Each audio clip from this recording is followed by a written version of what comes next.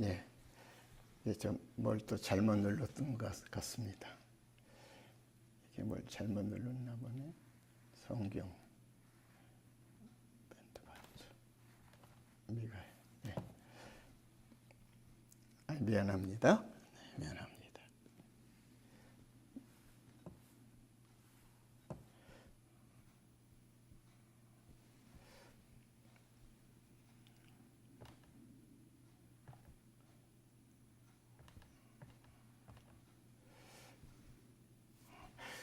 이 찬양을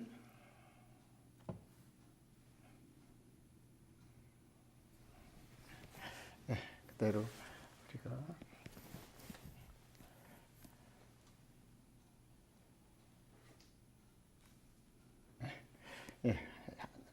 한 줄 부르겠습니다.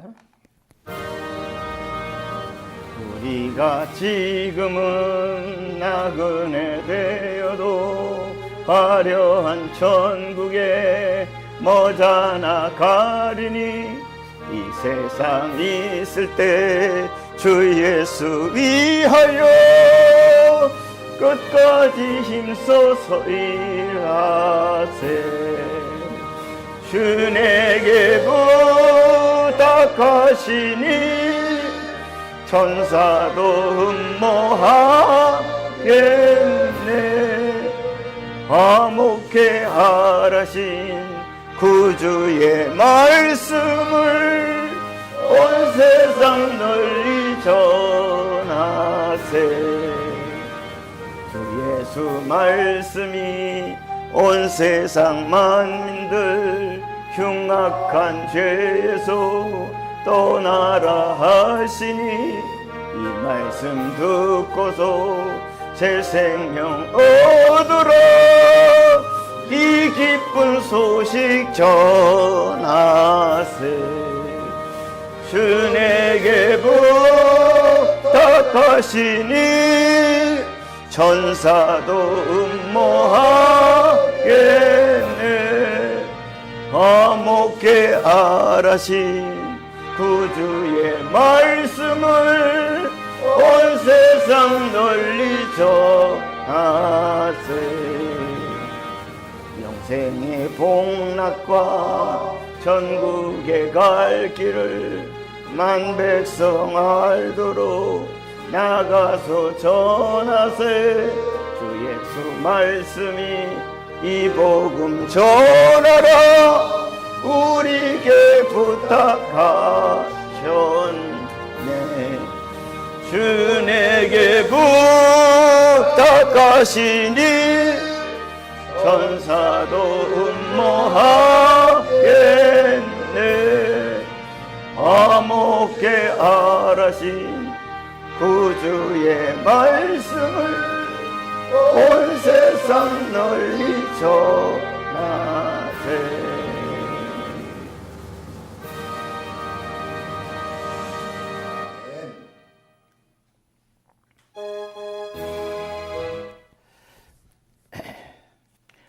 하나님, 화면을 바꾸고요. 하나님 말씀 보겠습니다.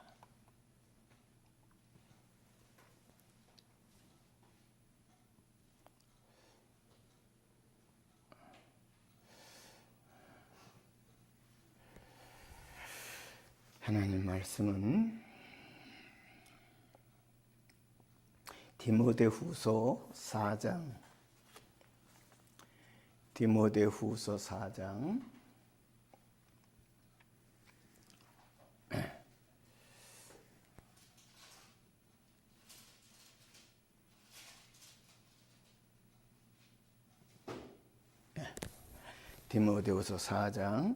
7절 8절 두 절을 보겠습니다. 디모데후서 4장 7절 8절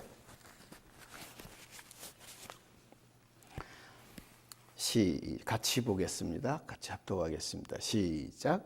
나는 선한 싸움을 싸우고 나의 달려갈 길을 마치고 믿음을 지켰으니 이제후로는 나를 위하여 의의 면류관이 예비되었으므로 주 곧 의로우신 재판장이 그날에 내게 주실 것이며 내게만 아니라 주의 나타나심을 사모하는 모든 자에게는이라.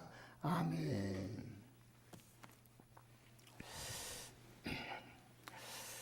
하루하루를 매 시간마다 살아계신 하늘의 하나님께서 이 땅에 사는 천한 저를 또 귀한 여러분들을 이 땅에서 붙들어 주셔서 하나님과 함께 살라고 하시며 실질적으로 주님께서 붙들어 주시는 그런 삶을 사시게 하셔서 하나님이 함께 하시는 마태복음 1장 23절처럼 그 이름을 임마누엘이라 하리라. 이는 하나님이 사람과 함께 한다. 그 뜻처럼 함께 하시는 하나님의 사람들로서 살게 하셔서 하나님이 영광을 받으시고 또 저희들이 주님 앞에 설 수 있도록 준비시켜 주시는 이 작업을 우리도 모르는 사이에 주님께서 성령을 통하여 지금 하고 계시는 줄 믿습니다.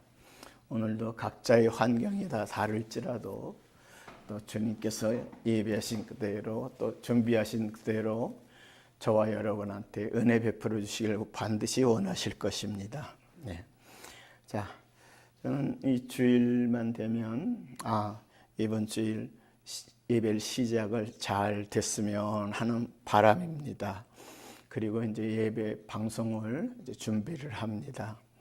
그러면 이제 방송 기계를 조작을 하고 해서 찬송을 좀 이렇게 틀어놓고 뭐 이런 과정 속에서 주님이 오늘 힘든 과정이지만 오늘도 붙잡아 주실 모양이다 이렇게 믿고 이제 시작을 이렇게 합니다. 그리고 이제부터는 또 말씀을 이제 증거하는 시간이 됐잖아요. 그래서 증거를 내가 할 수는 없다는 사실을 날이면 날마다 또 날이 가면 갈수록 더 느껴져요. 조금씩 더요. 왜냐하면 내가 전한다는 건 불가능하다.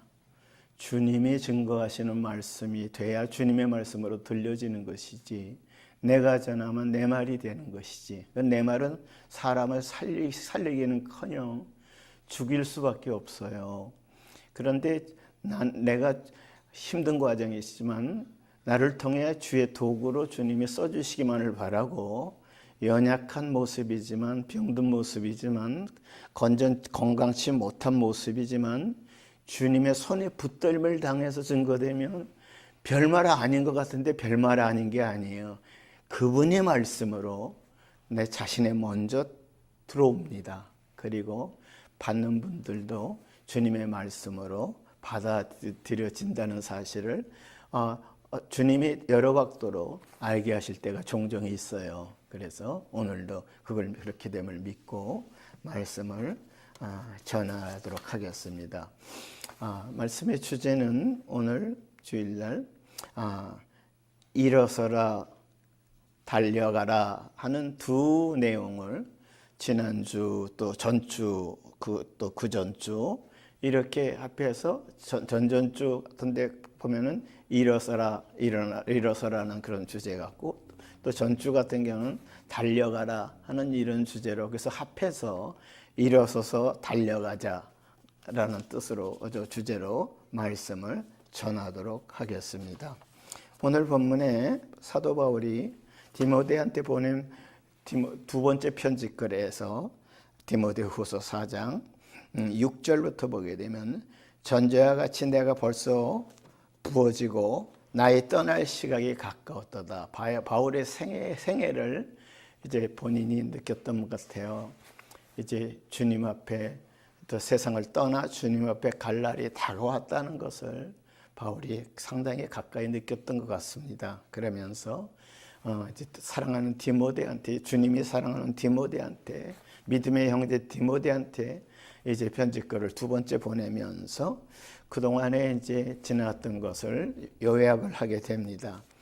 그러면서 자기 자신의 지나왔던 내용을 한 줄로 딱 표현합니다. 나는 자신을 얘기합니다. 무슨 싸움을 싸웠다? 선한 싸움을 싸웠다. 이렇게 참 이게 얼마나 부러운 내용인지 몰라요. 나는 선한 싸움을 싸우고 여러분, 싸움이에요, 싸움. 이 세상에 있는 동안에 왜 싸움이라는 말을 썼을까? 선한 싸움을 싸우고 그랬는데, 그럼 여러분, 싸움이라는 이런 내용을 성경의 근거에서 다시 표현을 하자면 바울 서신에, 다른 바울 서신에 보게 되면, 우리의 싸움은 혈과 육에 속한 것이 아니요 공중의 권세 잡은 자 악의 영들과의 싸움이라 하고 싸움의 대상을 분명히 표현하고 있습니다. 우리들이 자기가 싸움은 싸움의 대상이 있다는 거예요. 그게 뭐냐? 공중의 권세 잡은 자 악의 영들과의 싸움이다. 제가 어저께 하고 이 며칠 전부터 자꾸 북한에 있는 북한의 사정을, 북녘 땅에 있는 우리 믿음의 형제들도 조금 생각이 들면서, 북녘 땅에 우리 백성들은 우리 같은 나라 아니에요? 그래서 어떻게 지낼까 하면서 자꾸 북녘 땅에 대한 소식을 보고 싶어요. 그래서 제가 또 노트북에서 쭉 찾았습니다. 그래서 이제 북한 땅에 벌어지는 일들을 이제 찾아보는 과정에서 이제 바로 지금 현재 그 북한 땅에 있는 우리 같은 동포들이 굉장한 어려움을 당하고 있고 그렇게 지낸다는 사실을 화면을 통해서 보면서, 그 속에서 그 견디고 또 지켜가는 이 과정에서 또 믿음의 사람도 섞여 있어요. 근데 믿음의 사람만이 아니라 그 속에서 수많은 어려움을 당해서 정치적으로 또 생활적으로, 그러면서 그 모습을 보면서 나도 모르게 자꾸 눈물이 나더라고요. 그 과정을 보면서, 우리 북한 땅에 있는 내 동포를 위해서 정말 기도가 필요하구나. 저런 어려움 속에서 지나고 있는데 남쪽 땅에 있는 자유로운 생활을 하는 나 자신이 얼마나 이렇게 정말 행복하게 지내고 있는가. 북한 땅에 있는 내 동포들이 현재의 삶을 비교해 볼 때 얼마나 이렇게 편안하게 살고 있다 하는 사실을 다시 느끼면서, 북한 땅의 내 동포들에 대한 것을 잊지 않고 마음속으로도 정말 기도하면서 의지할 건 하나님밖에 없구나. 하나님 앞에 간구하면서 기도하면서 하나님께서 해결해 주길 원하는 그런 마음이 자꾸 생겼습니다. 자, 그래서 북한에 특히 예전에 우리 이 남쪽 땅에 이렇게 이 복음이 증거되는 이 과정에서 6.25 또 피난 뭐 이런 과정을 통해서 저도 피난 때 태어난 사람이지만 6.25 전쟁 통해서 후에 북한 땅에 있는 그 믿음의 형제들이 예전에 그 평양에 실제로 북한에 있는 믿음의 형제들이 믿음의 시작이 남북 이렇게 놓고 보면 북한에서부터 믿음의 사람들이 많이 생겼어요. 그래서 이 전쟁통에 북한에서 믿음의 길을 가던 사람들이 피난을 남쪽으로 하기 시작했죠. 또 지금 생각이 나네요. 예전에 그 영락교회, 서울 영락교회를 제가 찾아갈 일이 있었습니다. 아주 오래됐어요, 청년 때. 근데 그 영락교회 그 구성된 분들이 북에서부터 피난 온 분들이 중심으로 돼서 그렇게 해서 개척이 돼서 세워진 교회가 서울 영락교회예요. 예, 그래서 거기에 그 구성 요원들이 교인들의 그 구성된 교인들의 대부분이 당시에 피난 나온 사람들이 중심이 돼서 서울 영락교회가 이제 시작이 됐어요. 어쨌든 이렇게 돼서 북한의 그 핍박, 특히 예수 믿는 사람이 견디기 어렵게 핍박이 굉장히 심했습니다. 목숨도 잃은 사람도 많고요. 어쨌든 이렇게 해서 아마 그 선한 싸움이 이게 이해가 더 훨씬 그때 그 영락교회를 생각이 들어서 실질적으로 우리 한국에서도 이 선한 싸움을 싸우고 이 말이 해당되는 교회와 교우들의 떠오르는 교우들이 또 이렇게 생각이 났습니다. 그래서 이건 사도 바울만이 한 말이 아니라 나는 선한 싸움을 싸우고 나는 대신에 우리는 선한 싸움을 싸우고 또 나의 달려갈 길을 마치고 이것도 우리의 달려갈 길을 마치고 믿음을 지켰으니 그 다음에 이제후로는 나를 위하여 우리를 위하여 의의 면류관이 예비되었으므로 주 곧 의로우신 재판장이 그날에는 어떤 우리는 어느 날인지 몰라도 주님이 예정하신 날이 있어요. 이것은 주님이 이 땅에 재림하시는 날이 있다 이 말이죠. 그래서 그날에 내게 의로우신 재판장이 그날에 내게 우리에게 주실 것이며 내게만 아니라 주의 나타나심을 주의 나타나십니까? 이건 재림이죠. 주의 나타나심을 사모하는 모든 자에게니라. 여러분, 이게 그 재림이 사실 언제 주님 오실지 분명히 오신다고 그랬거든요. 다시 오신다고 그랬거든요. 그래서 주의 재림이 일어날 땐 이 온 세상에 엄청난 사건으로 뒤바뀌어져요. 그래서 주의 재림 사건이 그야말로 새하늘 새 땅의 그 과정으로 연결시키는 그 과정과 또 심판의 그 사건으로 연결시키는 그 예언되어 있는 그 내용이 이루어지는 그 역사 속에서 벌어지는 실질적인 사건이라는 것을 우리는 같이 성경을 통해서 확인할 수가 있습니다. 자, 그래서 오늘 매 주일마다 주일은 무슨 날이냐 하고 몇 주 전부터 주일은 일어설 날이다 하면서 전한 것이 있었고요. 또 지난 주일은 또 주일은 달려갈 날이다. 그래서 오늘은 그게 다 합해져서 오늘 주일은 또 일어서서 달려가자. 일어서서 달려가는 날이다. 그래서 우리는 일어서서 달려가자는 이렇게 말씀의 제목으로 전할 수 있게 됐습니다. 그렇다면 여러분, 이렇게 내가 일어서서 달려가서 전해야 될 내용, 또 내 생활 속에서 그대로 적용되어야 될 내용이 뭐냐 하는 거예요. 그렇다면 우리가 이 자랑 문제가 자랑할 뿐 때문에 그래요. 저와 여러분이 자랑할 분이 계셔요. 나의 자랑이 있다 이 말이에요. 그러니까 나의 자랑은 내가 아니라 내게서부터 시작되는 자랑이 아니라 이 하늘의 하나님으로부터 시작돼서 내가 나의 자랑거리가 있는데 이거는 온 세상하고 바꿀 수 없는 온 세상을 다 가졌다고 해도 그 세상을 다 가진 그 자랑보다도 더 깊고 더 크고 더 놀랍고 더 실질적인 엄청난 자랑이에요. 그게 바로 자랑할 것이 있다 이 말입니다. 자, 그래서 자랑하는 자의 내용을 우리가 살펴보도록 하겠습니다. 찬양 중에서 그냥 보겠습니다.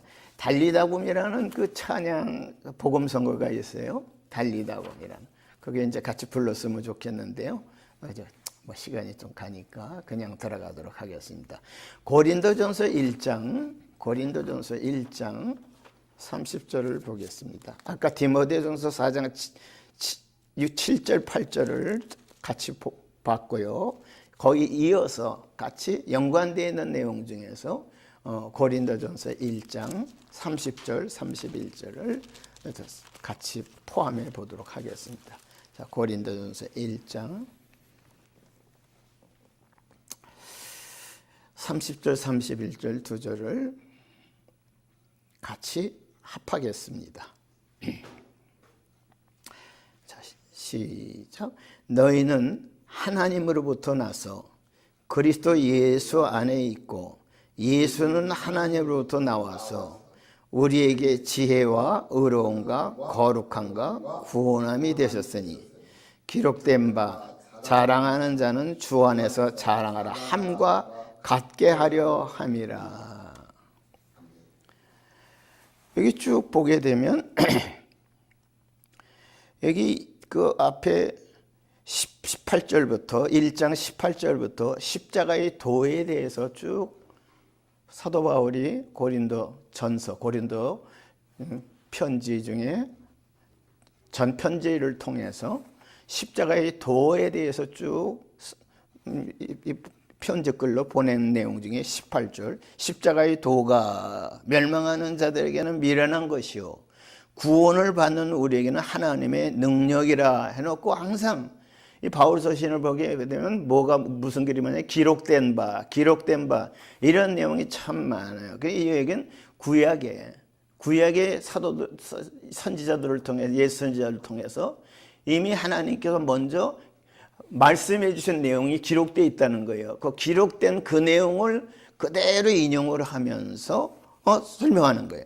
이게 바로 옛 그 선지자들이 기록한 그 내용의 핵심이 십자가의 도라는 거예요. 근데 그건 신약에 와서 예수님이 오신 이후로 십자가의 도가 완성이 됐어요.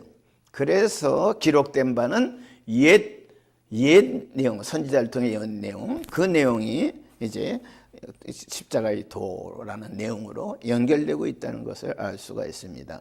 자, 19절 다시 보겠습니다. 내가 지혜 있는 자들의 지혜를 멸하고 총명한 자들의 총명을 폐하리라 하였으니 이렇게 말씀하고 있죠. 네. 그렇다면 이 기록된 이 내용이 어디에 기록된 거냐? 이 관주 성경을 보게 되면 거기에 표시되어 있어요. 관주 성경에 보면 옆에다 내가 기록된 바하고 밑에 내가 하고 내 옆에 왼편에 기억 조그만 글씨로 기억 이렇게 되어 있어요.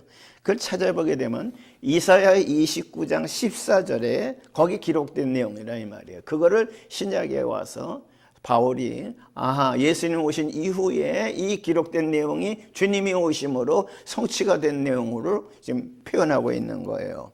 그래서 그 내용을 이사야 29장 14절 내용임을 알 수가 있습니다. 시간이 가니까 그냥 넘어가도록 하겠습니다. 어쨌든 이사야 29장 14절입니다. 네.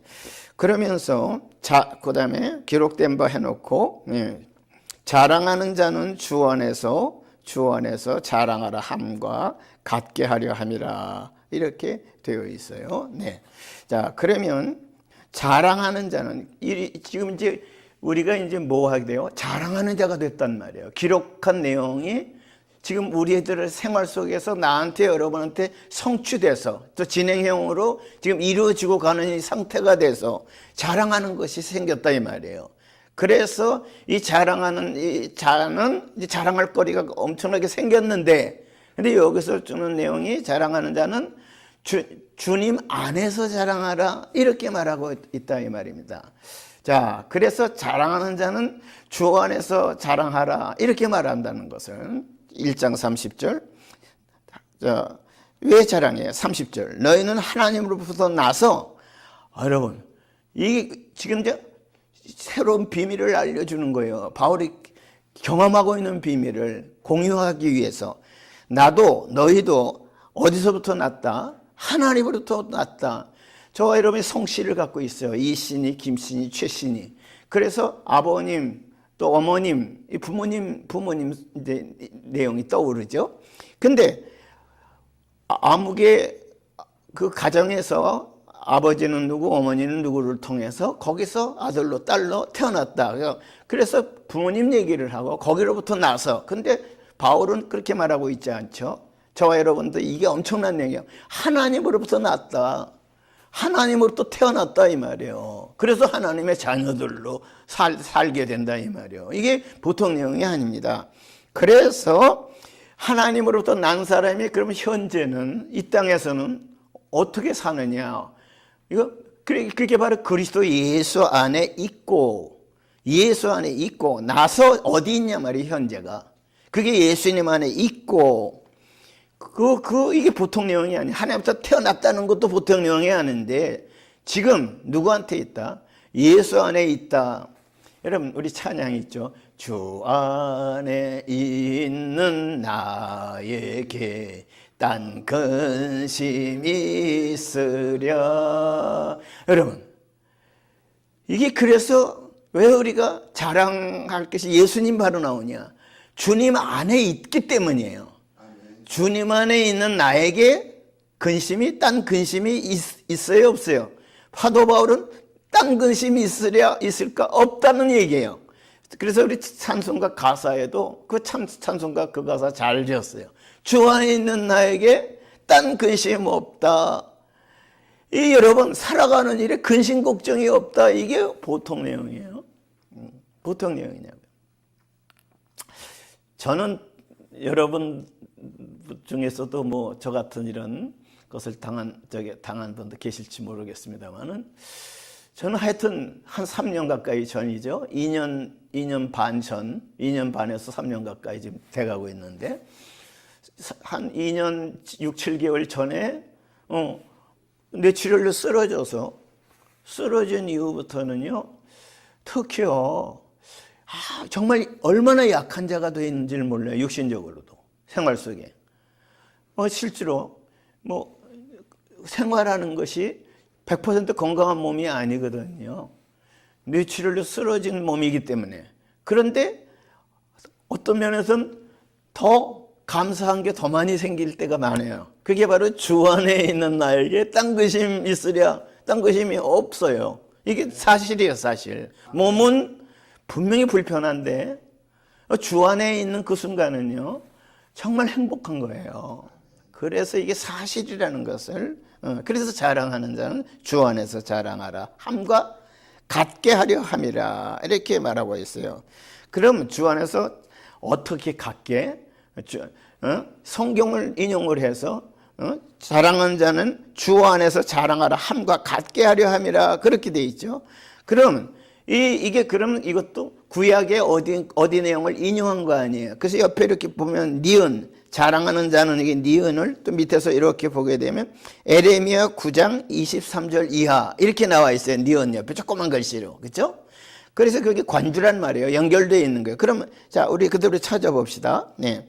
에레미야 9장 23절 이하. 자, 그 한번 성경 봅시다. 에레미야 9장 23절.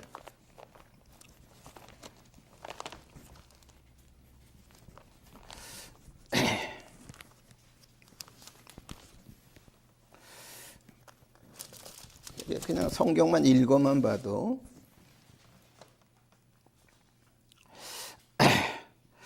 자, 23절 자랑 문제를 말합니다. 그 인용한 거. 에레미야 9장 23절 24절. 성경에 이렇게 인용되어 있는 내용들을 딱 짚고 그걸 갖다 그냥 읽어만 자꾸 몇 번이라도 자꾸 읽어만 봐도요, 이게 사실로 와요. 자, 에레미야 9장 23절 누가 말씀하세요? 내가 말해요? 어떤 현인이 말해요? 아니요, 여호와께서 어떻게 말씀해요? 이와 같이 말씀하시되 9장 23절 지혜로운 자는 그의 지혜를 자랑하지 말라. 지혜로운 자가 세상 사는데 지혜로운 자가 참 큰일을 할 수가 있겠죠. 그런데 여호와께서 이렇게 말씀하셨어요. 이와 같이 말씀하시고 있어요. 지혜로운 자는 그의 지혜, 그 자신의 지혜를 자랑하지 말라는 거예요. 자랑할 만한 건데 이 지혜를 자랑하지 말라는 거예요. 용사는, 그 다음에 용사 얘기입니다. 용사는 그의 용맹을 자랑하지 말라. 이 용사라는 것에 아무한테나 붙여지는 칭호가 아니잖아요. 용맹한 사람 진짜 용사예요. 근데 용사는 그의 용맹을 자랑하지 말라. 그 다음에 세상 살아갈 때 부자로 살면 좋잖아요. 근데 부자는 그의 부함을 자랑하지 말라. 이렇게 돼 있어요. 이건 다 세상하고 맞지 않는 내용 같아요. 부유한 자는, 부자는 자랑할 만하잖아요. 세상 살아갈 때. 근데 자랑하지 말라. 그러면서 정확하게 하나로 딱 요약해서 말하면 24절. 자랑하고 싶은 사람이나 자랑하는 자는, 한마디로 말하자면 자랑하는 자는 이것으로 자랑할지니. 뭘로 자랑하라? 여기 보죠. 용사가 자랑하는 그의 용맹, 또 그의 물질, 부함, 이런 거 말고, 그의 지혜, 이런 걸 말고, 이것으로 자랑할지니 하면서 곧 24절. 명철하여 나를 아는 것과, 네? 또 나 여호와는 사랑과 정의와 공의를 땅에 행하는 자인 줄 깨닫는 것이라. 나는 이 일을 기뻐하노라. 여호와의 말씀이니라. 그랬죠. 그러니까 자랑하는 것은 뭐예요? 하나님을 아는 것을 자랑하라는 거예요. 하나님을 아는 이 자체가 엄청난 자랑거리라는 거예요. 하나님을 아는 이 속에 다 자랑할, 이 세상의 모든 자랑할 것들을 다 빼도 하나님을 아는 것 하나에 그게 다 따라가지 못한다는 거예요. 여러분, 이게 성경이에요. 우리는 뭘 믿게 됩니까? 이 성경이 나한테 다가오면요, 그게 현실로 사실로 되거든요. 그럼 우리의 현실은 지금의 우리가 보통 70, 80 평생 사는, 보통 일반적으로 대강 이렇게 사는 이걸 평생이라, 한평생이라고 말하죠. 그런데 이 한평생이 하나님 앞에 아침 안개와 같아요. 잠깐 있다가 사라지는 안개와 같아요. 그리고 성경은 이 한평생이 얼마나 중요하냐, 이게 영원한 삶과 연결이 될 수가 있는 거예요. 그 영원한 삶이 어떤 삶이에요? 영생의 영생. 영원히 사는데 죄 없이, 저주 없이, 또 몸에 아픔이 없이, 또 죽음도 없이, 이런 사는 영생이 약속이 되어 있는 거예요. 그래서 나를 안다, 이 말은, 영생은 뭐예요? 나를 아는 것이라는 말을 24절, 자랑한 자는 이것으로 자랑할지 곧 명철하여, 그 다음에 나를 아는 것과, 그러니까 나를 아는 것, 하나님을 아는 것이라는 것을 자랑하라는 거죠. 그럼 이게 신약에도 있느냐, 이 말이에요. 자랑할 것이 뭐냐? 신약에도, 이 구약에 이렇게 예레미야 나를 아는 것이라고 있다면, 신약에도 하나님을 아는 것이 자랑이라는 것이 있으면, 신구약이 다 연결돼서 있으면 이거는 훨씬 확실하죠. 그러면 이게 어디 있느냐, 신약에는. 요한복음 17장에 보세요. 요한복음 17장. 그래서 구약에 있는 내용과 신약에 있는 내용을 연결져서 딱 둘을 갖다 들이대서 하나로 딱 뭉쳐버리면 이게 엄청난 위력이 나타나요. 자,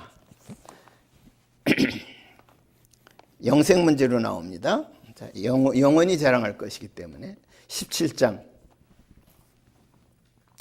2절부터 보면은, 아버지께서 아들에게 주신 모든 사람에게, 아버지께서 하나님 아버지께서 아들에게 주신 모든 사람에게 영생을 주게 하시려고 만민을 다스리는 권세를 아들에게 주셨음이로소이다. 이 말을 조금만 우리가 보면서 이해를 한다면, 그대로 본다면, 영생 문제가 있고 영원히 사는 문제가 있는데, 이 영혼이 어떻게 사느냐, 만민을 다스리는 권세를 준 아들로서 영원히 산다는 거예요.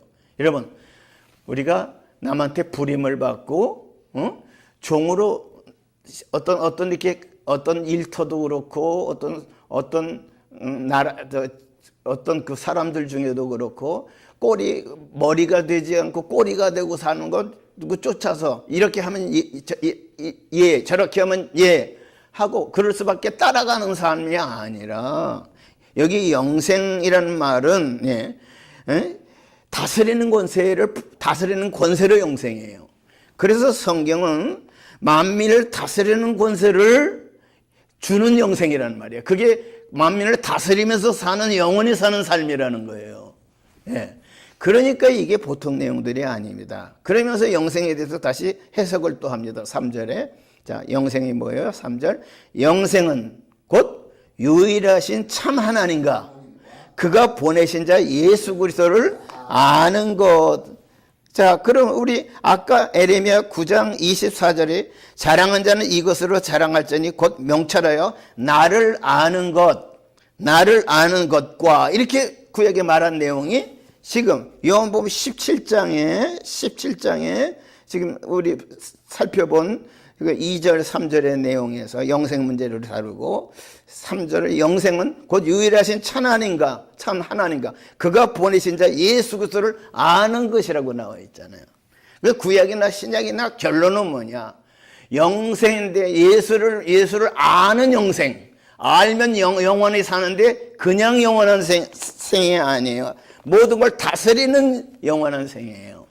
그러니까 여러분, 이렇게 해서 영원히 사는 영생 문제를 다 구약이나 신약이나 똑같이 말하고 있다 하는 것을 알 수가 있습니다. 그래서 주 안에서 자랑하는 자는 주 안에서 자랑하라 해놓고, 기록된 바하고 이 기록된 구약의 아까 에레미야서의 그 내용을 연결해서 이렇게 또 신약과 다시 보면은 이것이 얼마나 예수를 안다는 것이 구약 신약의 전체적인 나와 있는 전 인류한테 똑같이 변함없이 5,000년 전이나 6,000년 전이나 1,000년 전이나 지금이나 앞으로나 다 이건 변함이 없어요.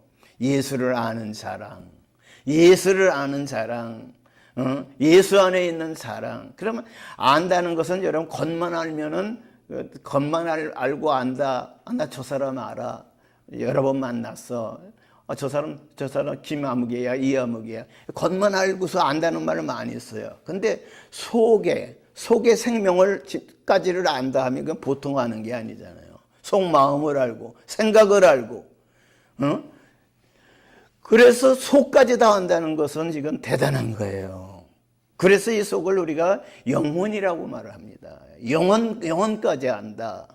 영혼이 알고 육신의 것은 따라와서 그냥 알게 되는 거예요. 그래서 제일 중심을 알게 된다는 이 말은 대단한 것입니다. 그렇기 때문에 이 과정에서 예수 그리스도를 아는 것이 이것이 영생이다 이 말이에요. 그래서 우리가 안다 중에서 예수를 안다 이 말은 보통 말이 아닙니다. 이게 그냥 평범한 말이 아니에요. 예수님께서 나를 아시는 것처럼 나도 예수님을 안다. 그래서 서로 아는 거예요.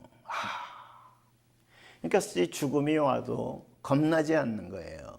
네, 예수를 믿는다는 것이 안다는 말은 영생이 되니까. 죽음은 하나의 과정이지, 잠깐 동안 거치는 과정이지, 누구나 거치는 과정인데 이 과정을 통해서 영생의 자리에 들어가는 거예요. 그러니까 죽음은 환영 안 할 것이 아니라 준비돼서 오는 죽음은 주님의 생명, 주님 같은 그 생명으로 영원히 사는 생명이기 때문에 다시는 죽지 않는, 다시는 아프지 않는 생명이기 때문에 그래서 대단히 엄청난 겁니다. 그래서 저도 또 말합니다. 제가 하여튼 2년 지금 한 7개월, 2년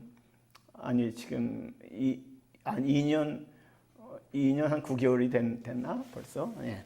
하여튼 그 전에 쓰러지기 전하고 쓰러진 이후로 지금 2년 7, 8개월 지난 지금하고 언제가 더 행복하냐. 육체의 몸은 불편한데 지금이요, 이 속속들이 지금이 진짜 더 행복해요. 왜 그러냐. 이런 실질적으로 그 안에서 누리는 행복. 그러니까 이것은 앞으로 이제 다시는 늙지도 않고 병들지 않고 죽지 않는 몸이 더 가까이 왔다는 것을 알게 돼요. 그래서 사실은 실질적으로 행복한 사람이라는 것을 좀 분명히 말씀할 수가 있습니다. 자, 우리 한번 그러면 다시 성경을 살펴보겠습니다. 자, 우리가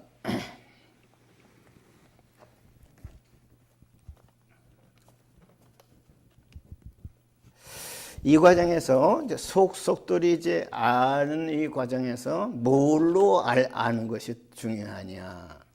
자, 그래서 성경은 신약에 와서 이 아는 것을 영생, 성령으로 알게 되는 내용을 이제 말씀하고 있습니다. 그래서 성경은 성령에 대해서 요한복음 16장에서부터 쭉 보게 되면 성령으로 알게 되는 그 내용을 좀 말씀하고 있습니다. 자, 그래서 성령에 대해서 요한복음 16장에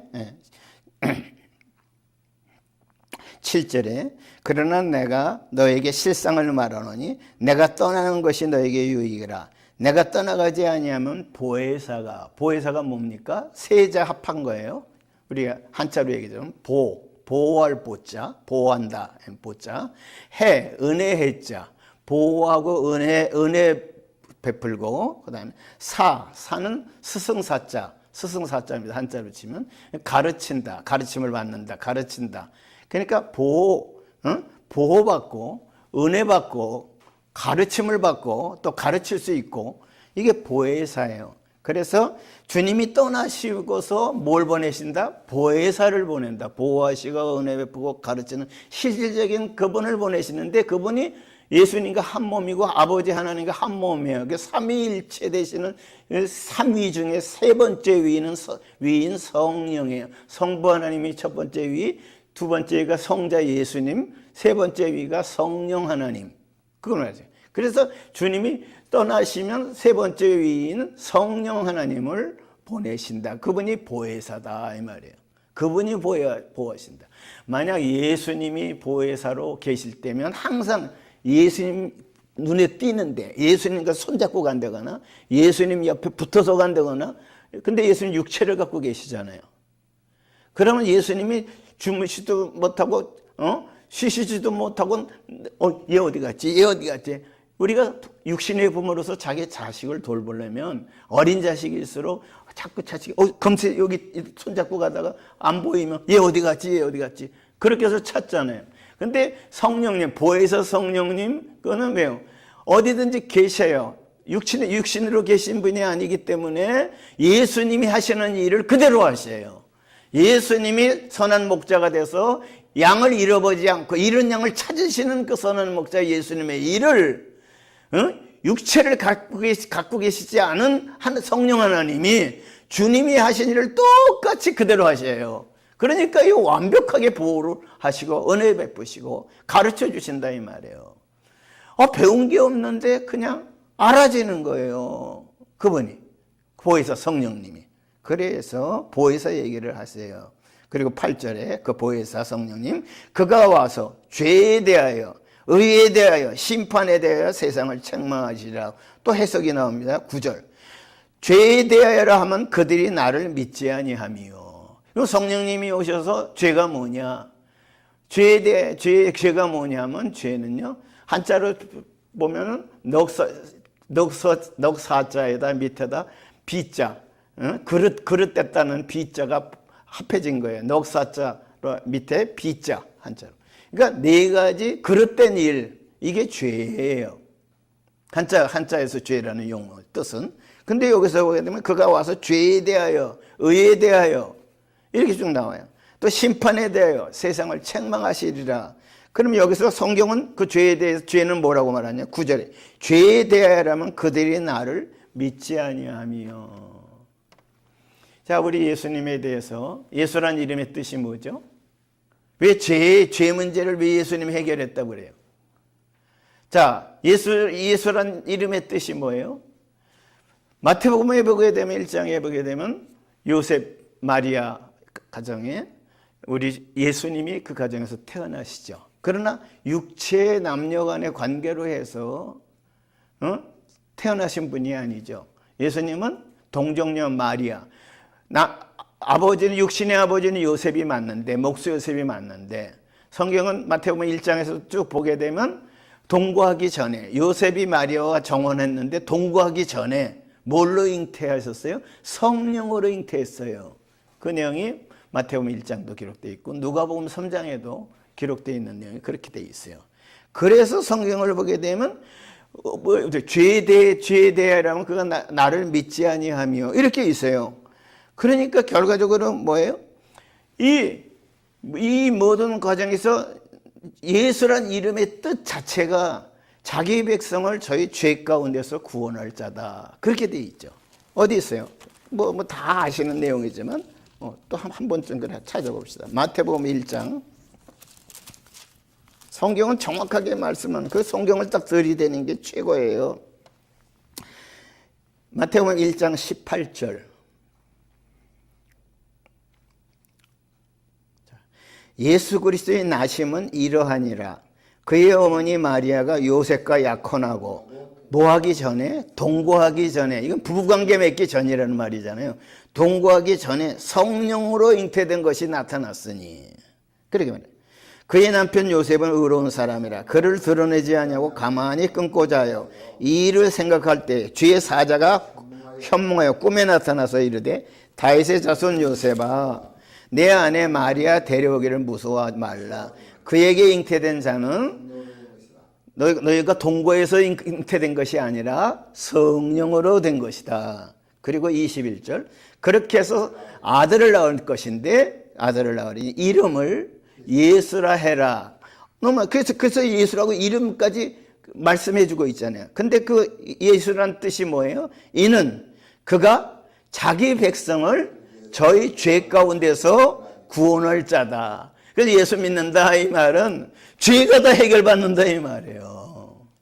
예수 안으로 이끌으셔서 속에 영혼의 생각의 마음의 죄에서부터 육체의 죄까지 또 과거의 죄에서부터 미래의 죄까지 모든 죄까지 모든 죄를 빠짐없이 아주 전체를 다 깨끗하게 완벽하게 죄가 하나도 없이 완전히 죄 없는 자로 해서 죄 없는 분이 누구예요? 하나님만이 죄 없으시잖아요. 그래서 그게 임마누엘입니다. 하나님이 사람과 함께 한다. 죄 없는 사람으로 하나님이 함께 하셔서 그 동행을 해 주신다 이 말이에요. 그게 임마누엘이에요. 그렇죠? 하나님이 함께 하신다. 세상 끝날까지 함께 하셔서 결국은 세상 끝날 때 완전히 죄 없는 몸으로 하나님 앞에 가기 때문에 어디로 들어가요? 천국에 들어간다 이 말이에요. 천국은 죄 있는 자는 못 가요. 그래서 죄가 다 해결된 상태로 올라가기 때문에 그래서 우리가 세상 떠난 날이 자기한테 제일 행복한 날이 돼요. 왜? 분명히 저는 그게 느껴져요. 언제부터 느껴져서 말씀을 여러 번 드렸는데 나한테 수년 전인가 어느 날 기도하던 마음으로 기도하던 때였는가 언제인지 기억은 정확히 안 나요. 근데 저한테 그래요. 마음에 그런 음성이 들리는 것 같아요. 영환아, 너한테 가장 아름다운 시간을 남겨뒀다는 거 그런 마음을 주셨어요. 어디서 음성으로 들은 건 아닌데 말하신 분이 주위에 없었는데 아주 확실하게 와요. 너한테 제일 아름다운 기간을 남겨뒀다. 그러면서 깨닫게 되는 게 성경을 통해서 막 들어오는데 그게 내 영혼과 육체 이별하는 때 죄 없는 몸으로 내 영혼이 몸에서 영혼이 빠져나올 때 몸은 죽지만 영혼이 아주 아름다운 영혼으로 빠져나오는 그 모습을 주님이 느끼게 하셨어요. 그래서 네가 세상 떠날 때가 진짜 아름답게 떠난다. 그리고 몸도 그 떠날 때 몸도 육체로 이제 이 땅에서 장례하고 묻힐 거 아니에요? 화장을 하든. 근데도 그 육체도 그 떠나는 영혼을 보면서 자기 영혼을 보는 거예요. 육체가 영육과는 이별하니까. 근데 그 영혼이 너무 아름답기 때문에 육체도 소망의 거예요. 그게 무슨 부활이다? 썩지 않는 몸, 병들지 않는 몸, 영원히 사는 몸까지. 그래서 그 올라가는 영혼을 보면서 육체가 소망에 갖게 돼요. 그래서 그게 부활의 소망이에요.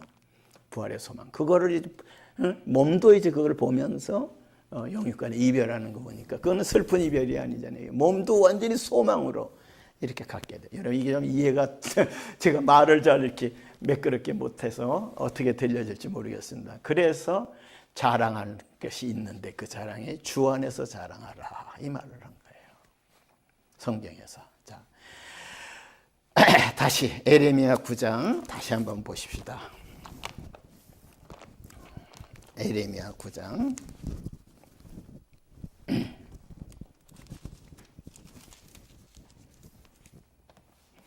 9장 23절 24절 한 번 더 읽겠습니다. 에레미야 9장 23절 24절 에레미야 9장 23절 24절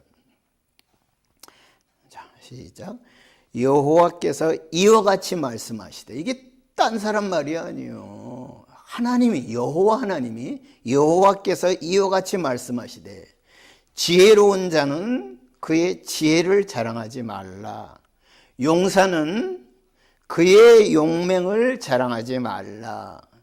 부자는 그의 부함을 자랑하지 말라. 자랑하는 자는 이것으로 자랑할지니 곧 명철하여 나를 아는 것과, 그러니까 자랑하는 게 뭐예요? 명철해서 누구를 아는 것? 하나님을 아는 것. 이것과 나 여호와는 사랑과 정의와 공의를 땅에 행하는 자인 줄 깨닫는 것이라. 나는 이 일을 기뻐하노라. 여호와의 말씀이니라. 그래서 지금 자꾸 말씀했어요. 자, 자랑하는 자는 이것으로 자랑할지니 곧 명철하여 나를 아는 것. 자, 왜 예레미야 9장 23절 24절을 읽어드리는 이유를 아시겠죠? 구약의 선지자들의 글을 신약의 사도들의 글을 통해서 곱하기로 나가는데 이 안다는 게 어디 들어가면 또 있어요? 신약에. 그래서 아까 요한복음 17장을 연결한 거예요. 예레미야 9장 23절하고 24절하고 요한복음 9장 17절. 자, 영생이 뭐예요? 3절. 17장 3절. 영생은 곧 유일하신 참 하나님과 그가 보내신 자 예수 그리스도를 아는 것이니다. 아까 구약에 하나님을 아는 것, 그것이 바로 그게 자랑하는 거라는 거잖아요. 근데 하나님을 아는 것이 뭐예요? 결국 하나님을 알면 영생이에요. 다시는 아픈 몸으로가 아니에요. 병든 몸으로가 아니라니까요. 죽을 보면 늙는 몸으로가 아니라니까요. 늙지 않고 죽지 않고 병들지 않고 그 다음에 나쁜 마음 먹지 않고. 여러분, 자, 북한의 그 김정은이 어저께 그래서 북한에 있는 사람들이 생각이 들어서 북한 것을 다 찾아봤다 그랬죠. 그러면서 많이 울었어요. 화면을 보면서 김정은이가 김일성이부터 시작해서 삼부자 김일성이 그다음에 또 그 밑에 김정은이 아버지 이렇게 해서 김정은이까지 3대죠. 이 3대를 내려오면서 그들을 그냥 김일성에서부터 시작해서 지금 제일 북한에 있는 사람들이 제일 살기 어려운 것이 지금이에요. 김정은이 시대입니다. 김일성의 손자 김정은이 지금 현재 시대가 제일 고통스럽고 있어요. 지금 내려가면 내려갈수록 더 고통스러워요. 김일성이 때보다 훨씬 지금 힘들다는 걸 화면에서 제가 그것도 설명하는 분들을 통해서도 제가 직접 들었어요. 지금처럼 이렇게 고통스러운 때가 없었다는 거예요. 북한에 있는 사람들이. 그런데 여러분, 저와 여러분은 날이 가면 갈수록 점점 더 행복하는 그 시대를 맞게 되는 것은 예수 그리스도는 어제나 오늘이나 영원토록 동일하시니라 하는 바울 서신에 기록되어 있는 내용, 물론 구약에 아까 그 내용도 있는 거죠. 영생은 나를 아는 것, 살아계신 하나님을 아는 것, 그 하나님을 아는 것이 다시 요한복음 16장에 보니까 16장에 보니까 다시 바로 예수님에 대해서 보혜사서부터 쭉 이렇게 읽었죠. 자, 그러면 이제 다시 요한복음 17장 2절 3절만 다시 한번 읽겠습니다. 아버지께서 아들에게 주신 모든 사람에게, 그러니까 다시 얘기하자면 예수를 믿는 사람들에게, 믿는다는 게 그냥 입으로만 믿는 게 아니에요. 믿는다는 말이 예수 안에서라는 말로 아까 다 읽어봤습니다. 아버지께서 아들에게 주신 모든 사람에게, 이게 예수 믿는 사람에게 이 말이에요. 근데 형식적으로는 그 얘기가 아니라 진짜 나는 예수님 안에 있고 예수님은 내 안에 계시고 하는 내 영혼이 그걸 아는 거 얘기하는 거예요. 네. 그래서 아버지께서 아들에게 주신 모든 사람에게, 그래서 아들에게 주신 모든 사람에게 이 말을 쓴 거예요. 영생을 주게 하시려고. 정확해요. 뭘 주게 하시려고? 영생을 주게 하시려고. 영생이 뭐예요? 영원히 사는 거잖아요. 영원히 사는데 몸이 아픈 속에서 영원히 살면 이건 축복이 아니잖아요. 저주잖아요. 몸 아픈 속에 맨날 하루를 고통스러워서 아파서 못 견디는데 100날도 아니고 1000날도 아니고 10년도 아니고 100년도 아니고 영원히 사는 과정을 주면서 계속 영원히 아프게 되잖아요. 아픔이. 그러면 이거는 아파서 영원히 살면 이건 제일 저주잖아요. 그래서 성경의 영생이라는 말도 제일 건강한 모습으로, 제일 편안한 모습으로, 죄라는 건 생각도 안 하면서 영생하는 이 영생. 이게 진짜 영생이잖아요. 그래서 아버지께서 아들에게 주신 모든 사람에게 영생을 주게 하시려고 만민을 다스리는 권세를 아들에게 주셨어요.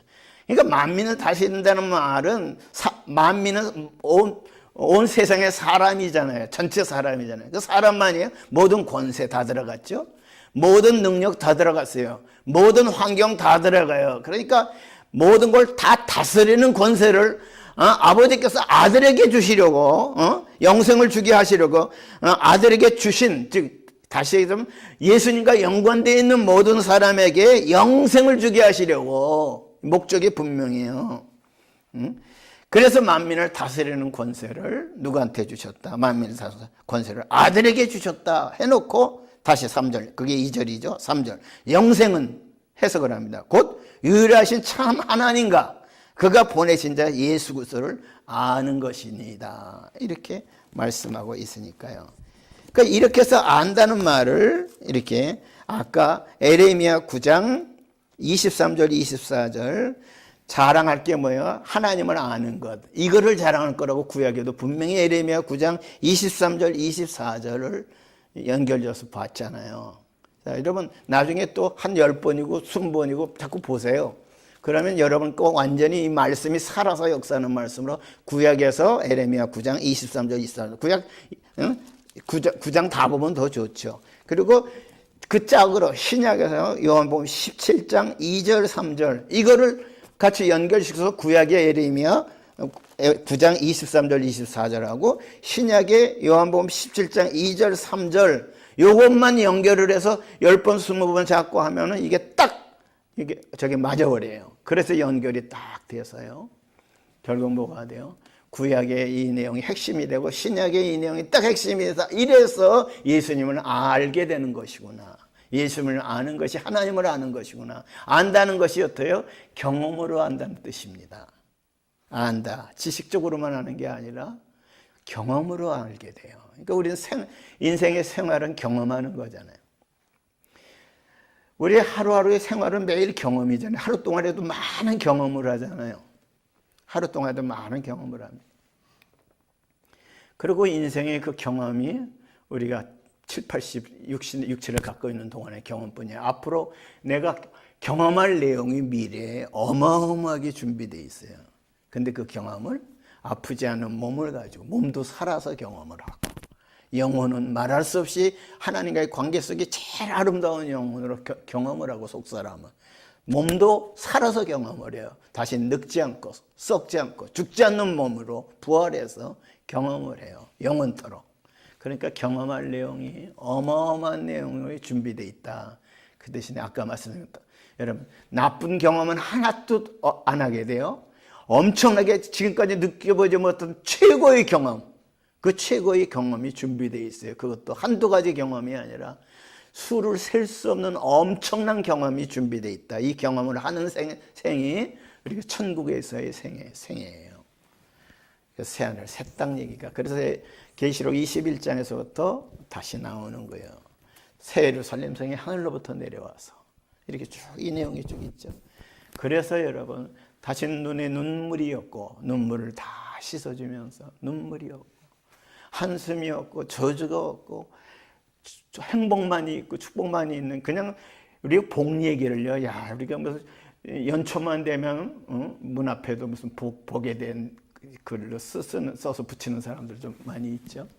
네 여러분 말로 그냥 하는 복 얘기가 아니에요. 성경에서 하나님이 책임져 주시고 하나님이 말씀하신 내용을 그대로 이루시는 약속을 꼭 지키시는 분이죠. 그래서 여러분 그래서 주님께서 오래전에 너의 생애 중에 가장 아름다운 생애를 남겨두었다. 그 기간이 있을 것이다. 그런 마음을 주셨다 그랬죠. 그래서 그 기간이 언젠가 보니까 2년 몇 개월 전에 그 뇌출혈로 쓰러진 이후 쓰러진 그때서부터 이게 깨달아졌어요. 생애 중에서 가장 아름다운 생애를 남겨뒀다는 게 그때서부터구나. 요 근래 와서는 그거를 많이 느껴요. 그래서 뇌출혈로 쓰러졌으면 이게 몸도 불편하고 뭐 이런 그게 아니라 이 불편한 게 주님이 진짜 지팡이와 막대기가 되어 주셔서 몸도 이렇게 버티게 해주시는 것만이 아니라 이걸 통해서 내 영혼에 주님이 실제로 하나님께서 아까 말씀하신 것처럼 주님 안에가 뭔지 주 안에 있는 행복이 뭔지 그게 실질적으로 그래서 영생이 뭔지 이런 거를 실질적으로 깨닫게 하시고 경험하게 하시는 게 사실이라는 것을 지금 제가 말씀을 드립니다. 자,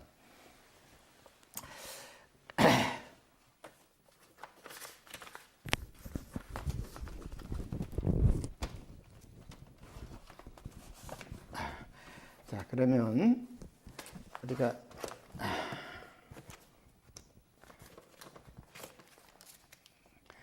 아무래도 그걸 좀 불러야 될 것 같네요. 하나 찾아 놓고요. 달리다 보면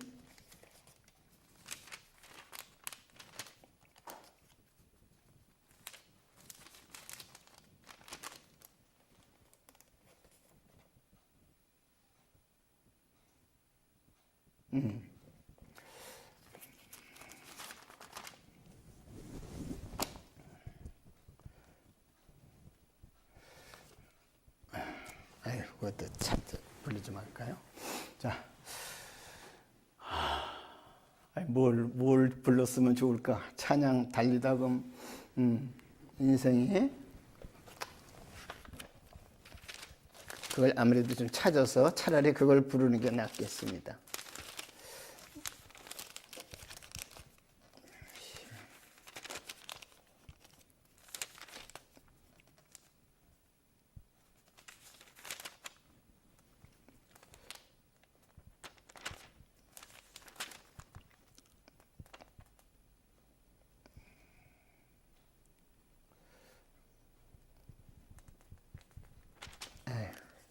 제가 미안합니다. 그 찬양을 꼭 찾아서 불렀으면 해서 좀 찾는데 찬양이 잘 안 찾아지네요. 네. 그거 찾았으면 니은.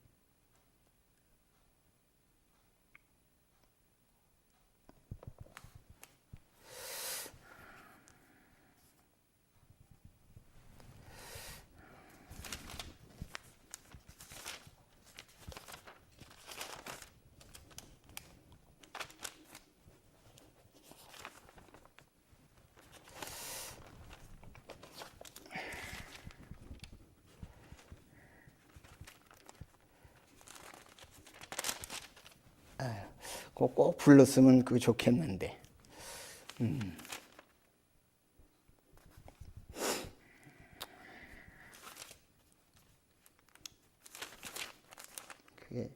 그게 찾아지지가 않네요.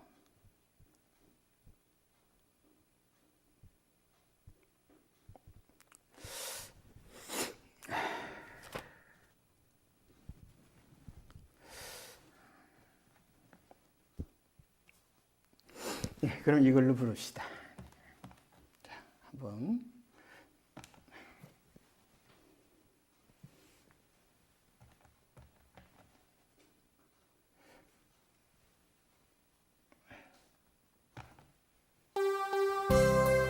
이걸로 부릅시다.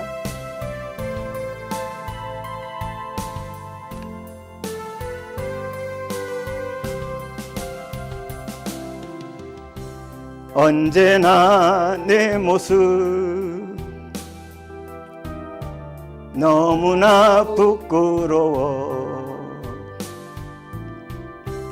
무릎으로 주님께 기도로 가오니 나 홀로 서 있는 죽은 내 영 깨우사 주님만 나를 깨워 내 영 살게 하소서. 주님 내 안에 주님 내 안에 계시고 주님 내 안에 주님 내 안에 나를 세워주소서. 한 번 더 부릅시다. 언제나 내 모습 너무나 부끄러워 무릎으로 주님께 기도로 가오니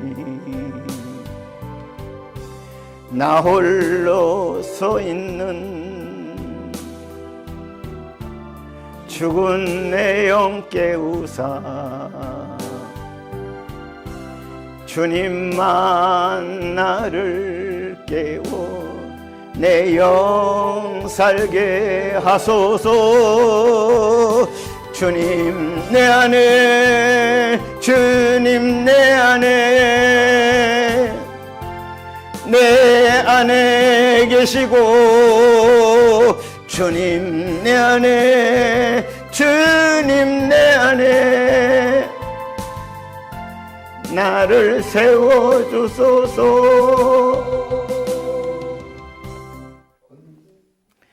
험한 인생길, 병들고 또 여러 셀 수 없는 어려움을 당하고 또 목숨을 잃는 억울하게 목숨을 잃는 그런 일이 벌어진다 할지라도 낭망하지 아니하는 이유는 주님이 가까이 계시기 때문입니다. 우리를 살리시기 위하여 죽으신 그분이, 그래서 살리신 모습으로 여러 사람들한테 일시에 보이신 그 주님이, 역사 속의 그 주님이 지금 성령으로 우리 가운데 같이 거하시는 그 주님인 줄 보게 하시는 걸, 경험하게 하시는 걸 감사합니다. 주님, 행복하게 하신 우리 주님을 찬양합니다. 그리고 소망을 주시는 우리 주님을 찬양합니다. 생애 예비하신 그 복들 얼마나 엄청난 복인지 그걸 이미 다 준비하신 그 주님 앞에 가는 그날이 우리한테 소망으로 다가오고 있습니다. 주님, 주님 하루하루 주님과 동행하는 그 즐거움이 구체적으로 경험되어지게 도와주시고 지속적으로 경험되어지게 도와주시고 그리고 넘쳐서 많은 이웃들한테 나눠줄 수 있게 하여 주시고, 그래서 증거되는 그 삶의 현장에서 수많은 사람들이 그 즐거움을, 그 소망을 누리며 같이 주의 길, 또 우리의 길, 이 복된 길을 같이 갈 수 있도록 은혜를 베풀어 주옵소서. 순서에 따라 드린 헌물 주님 받으시고 아버지 영광된 일에 사용하여 주옵소서. 우리 주 예수님 이름으로 기도하였습니다. 아멘. 이제는 교회의 머리가 되시는 우리 주 예수 그리스도의 한없으신 은혜와 하나님 아버지의 극진하신 사랑과 성령님의 감동 감화 역사 충만하심이 오늘 주의 말씀을 받은 사랑하는 모든 주의 백성들, 이제 이후의 삶 위에와 장차 우리와 함께 이 생명의 길 가길 원하는 모든 사람들 위해 이제로부터 영원토록 함께 있을지어다. 아멘. 축복합니다. 주의 이름으로 감사합니다. 여러분 감사합니다. 그리고 한쪽에서는 또 미안합니다. 자꾸 말이 헛나오고 또 이렇게 몸이 자꾸 조금 그렇지만 속은 기쁩니다. 겉에 표현은 잘못해가지고 여러분한테 미안하고, 그러나 속은 참 기뻐요. 말할 수 없이 기쁩니다. 나만 기쁜 게 아니라 여러분도 기쁠 거예요. 굉장히 그런 게 준비되어 있습니다. 어느 순간인가 그냥 막 그냥 넘치게 되는 걸 느끼실 거예요. 이건 감히 제가 말씀드린 것은 이걸 저한테만 주시는 게 아니거든요. 지금 그러니까 여러분들 같이 주시려고 지금 이러셔요. 그래서 참 행복하다는 걸 말씀드립니다. 수고들 하셨습니다.